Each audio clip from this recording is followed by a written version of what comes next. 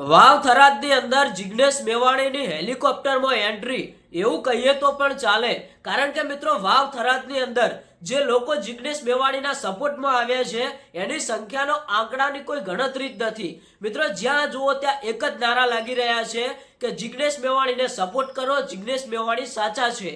કારણ કે મિત્રો અત્યારે હાલ સોશિયલ મીડિયામાં તમે સમાચાર જોતા હશો કે જિગ્નેશ મેવાણીએ જે આંદોલન ઉઠાવ્યું છે એમાં મિત્રો જિગ્નેશ મેવાણીનું કામ એ છે કે દારૂ ડ્રગ્સના ધંધા બંધ કરો. એના લીધે ઘણા બધા પરિવારો રખડી રહ્યા છે, ઘણા બધા પરિવારોની જિંદગી બગડી રહી છે. આ મિત્રો જિગ્નેશ મેવાણીનું આંદોલન હતું. એમાં મિત્રો ક્યાંક ને ક્યાંક જિગ્નેશ મેવાણીથી એવું બોલાયું કે હવે મારા પટ્ટા નહીં પણ પોલીસના પટ્ટા ઉતરશે.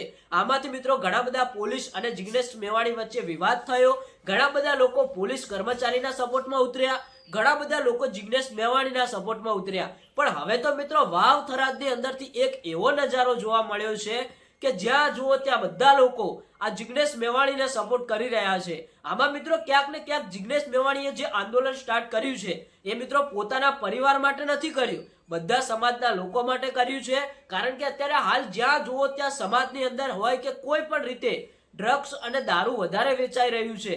ગુજરાતની પોલીસ છે મિત્રો આ દારૂ ડ્રગ્સ ધંધા બધું બંધ કરાવી શકે છે, પણ મિત્રો જિગ્નેશ મેવાણીના કહેવું એવું છે કે આમાં ઘણા બધા એવા બુટલેગરો અને પોલીસો પણ સામેલ છે. એના લીધે જ મિત્રો આપણા ગુજરાતની અંદર આવું ચાલી રહ્યું છે. એ વિવાદની અંદર અત્યારે હાલ ક્યાંક ને ક્યાંક એવું લાગી રહ્યું છે કે જિગ્નેશ મેવાણીની જીત થશે.